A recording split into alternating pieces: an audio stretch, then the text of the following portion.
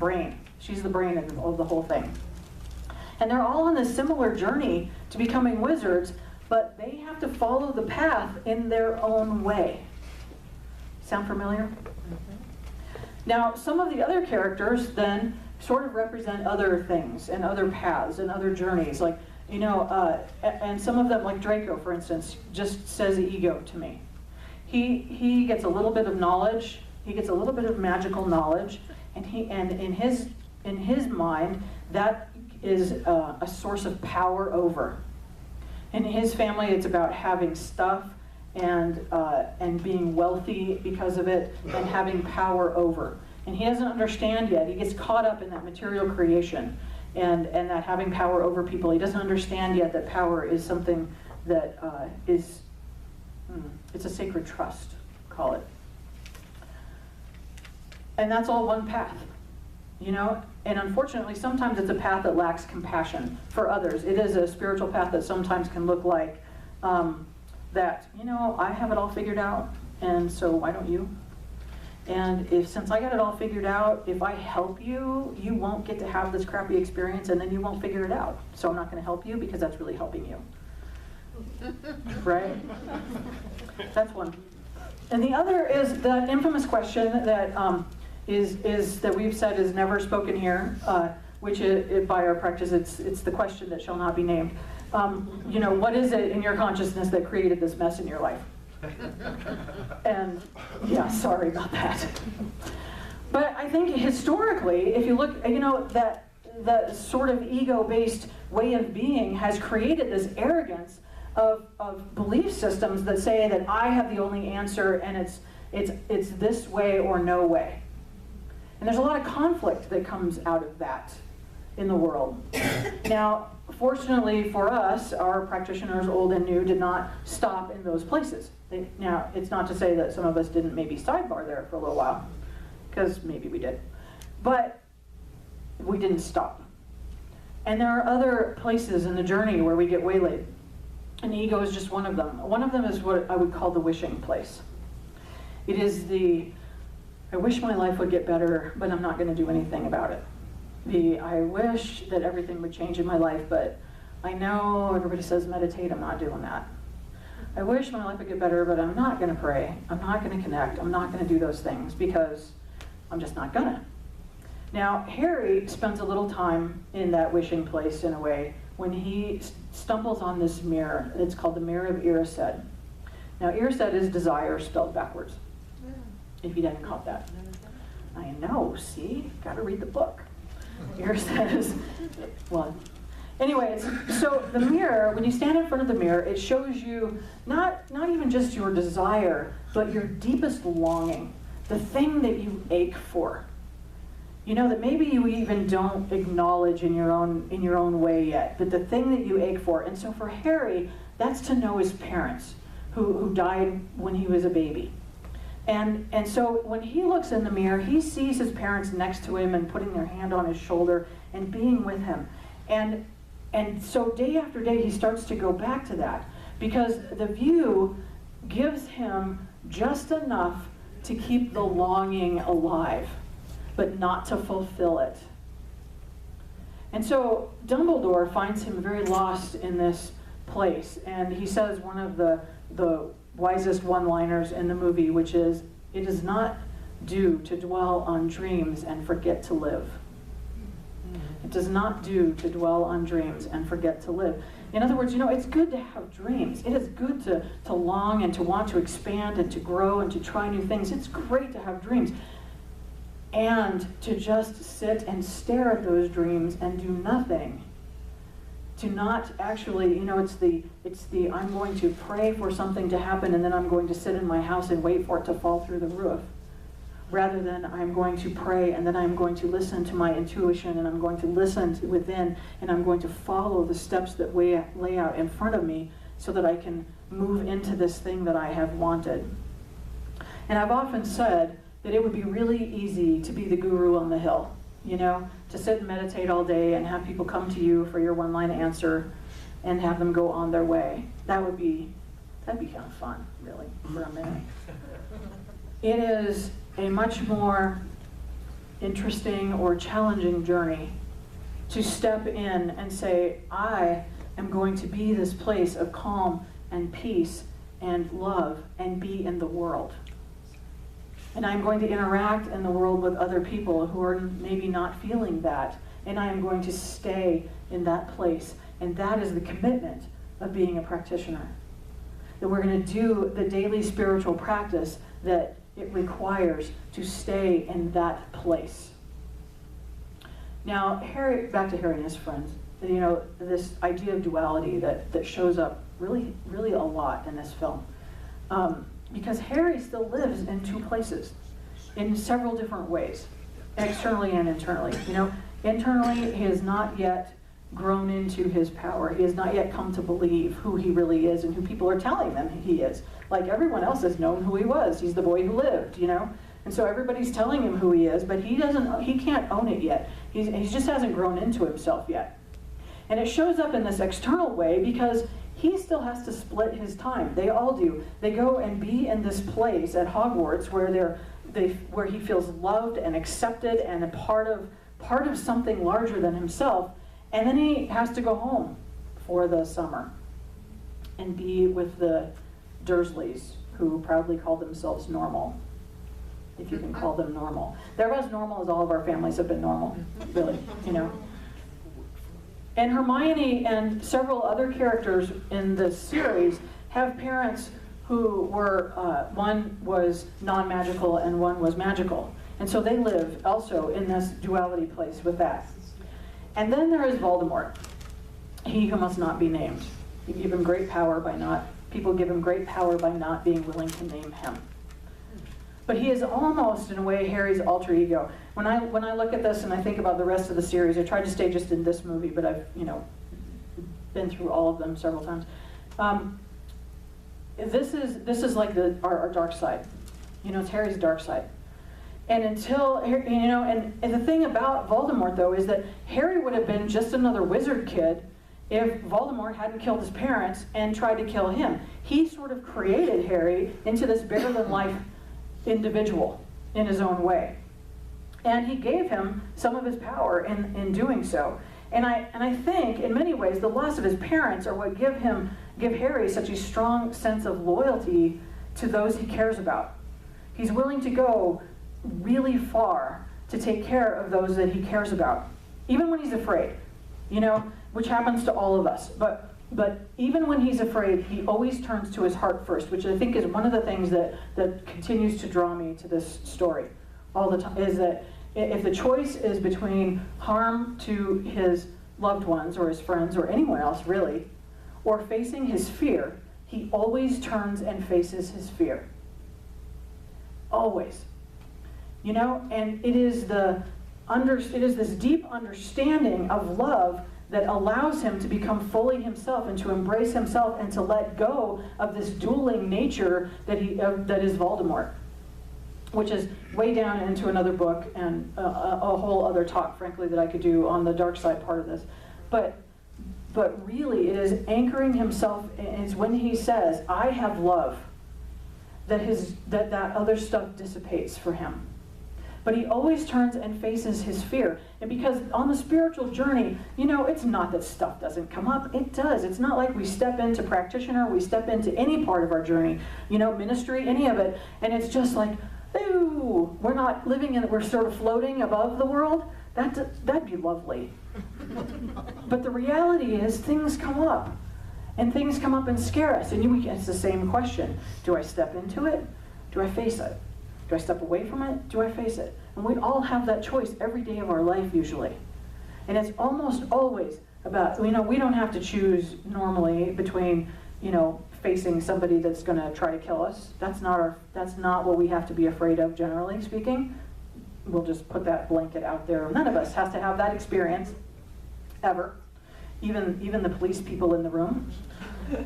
And, but we get to face the fear of feeling lost, or the fear of feeling not loved, or the fear of feeling less than, or vulnerable in some way. And we can look at that and we can say, I'm going to be in this powerful place of who I am, and I'm just going to say, yes, I can deal with that. not like slapping somebody upside the head with it, but I can be in my own place of it, or we can back away and continue to back away and shrink away from the world. Now, Hermione and Ron kind of get it in their own way also. At one point they're searching for the Philosopher's Stone, and Ron sets himself up. Ron is the warrior in the story, really. He sets himself up for physical harm. He's the guy, and the word just left me. When you look at personality types, he's the warrior or the protector. Archetypes, thank you, that's the word I was looking for. He's the protector. And so he sets himself up knowing that he's going to be hurt, because he knows that the important thing is that Harry moves on and continues to go on. And Hermione actually looks at Harry and reminds him of who he is. Remember we talked about last week that I hope that every one of you has someone in your life that when you're feeling completely out of who you are, will look at you and say, I know you, and I love you, and I know you, and I know how magnificent you are.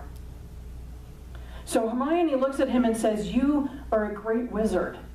And he's like, she's the one all along who's remembered all the spells and been teaching them and knows the book and reads every book and memorizes, all of that. And so he, of course, says, I'm not as good as you are. And she understands that it's about more than that. She says to him, I am books and cleverness, and I get that stuff. But there are more important things like friendship and bravery, and you have that within you. It's the heart that is the most important. And I think that's probably what I've been really trying to say all morning. After 5 years of classes and personal spiritual work, if you talk with Christine or Brooke, you will know it is that they are leading with their hearts. And it is their hearts that brought them to this day, and to this celebration, and to this idea of service. And it is their hearts that we celebrate. I remember both of them in foundations class, and both of them being amazing individuals, and knowing that this journey was going to continue for them. And we call it the heart of the practitioner, and it is this heart that has made a commitment to daily spiritual practice, and it is to continued growth and to being of service in a spiritual community in a way that is unique and different and giving and kind and always available. Because if you ask, as we, right now, if Jana or Cheryl, they're both incredible examples of this. However they are feeling in their life, if they are here, they are available for prayer. And they will be with you because they are anchored in that. And that is the truth of the next two as well. And we're not going to hold them to that until they pass their panel, because we can't, but we do anyway. But we can't, but we do anyway. But it is this incredible heart that they bring to it. And it is bigger than either one of these women. This is a commitment that included their families and their loved ones. Both their husbands and children have had to come to understand in some way all of the time and the energy and the studying and the classes and the money they spent on classes and all of that stuff, all of the periods of self-doubt, which I'm sure you have been through because we all did, all of the periods of all of it. And so I actually would like to thank Matt and Dan, and I'm going to embarrass you, would you please stand up, for your participation and your support of these two amazing women and their gift to this community. So thank you.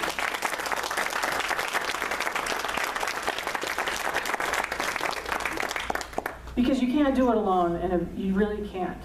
Whether it's your partners or your spouses or your friends, whatever, you cannot do this journey alone. Practitioners are the healing arm of this center. They are here to lend an arm or a shoulder or a prayer, and most importantly, as Laura was saying, the truth of who you are. That's their job.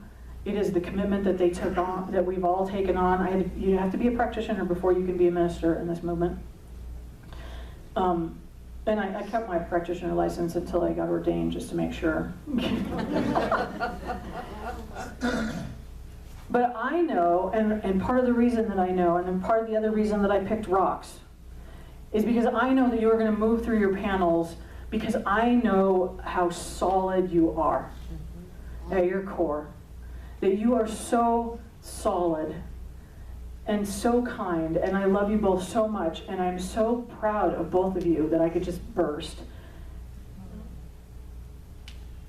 And she will.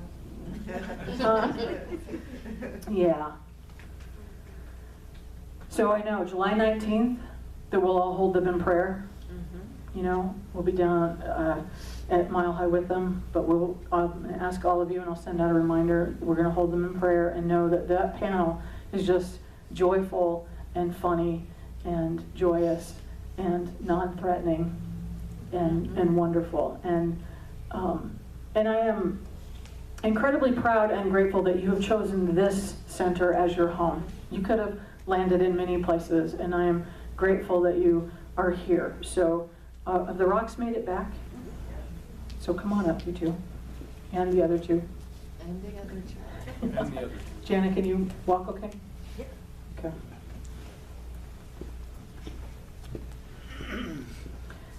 All right, so here, we'll mix them up.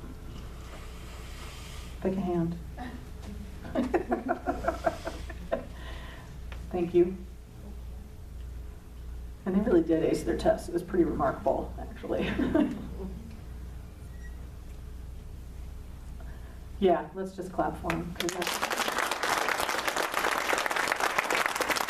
get a long way.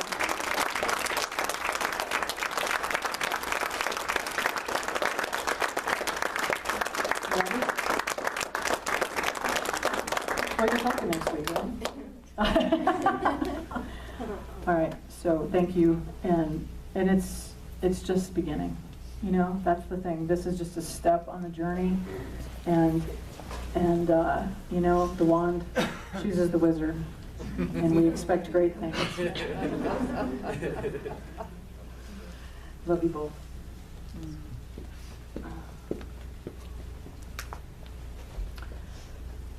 Oh, what else? The wand chooses the wizard.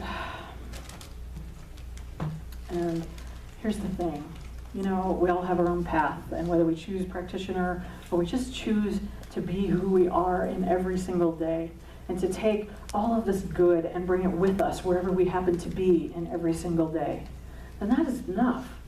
That is all we are required to do. We are, you know, asked to stay in principle. And so I am running really long. And I'm going to sidebar into another spot that I was not planning.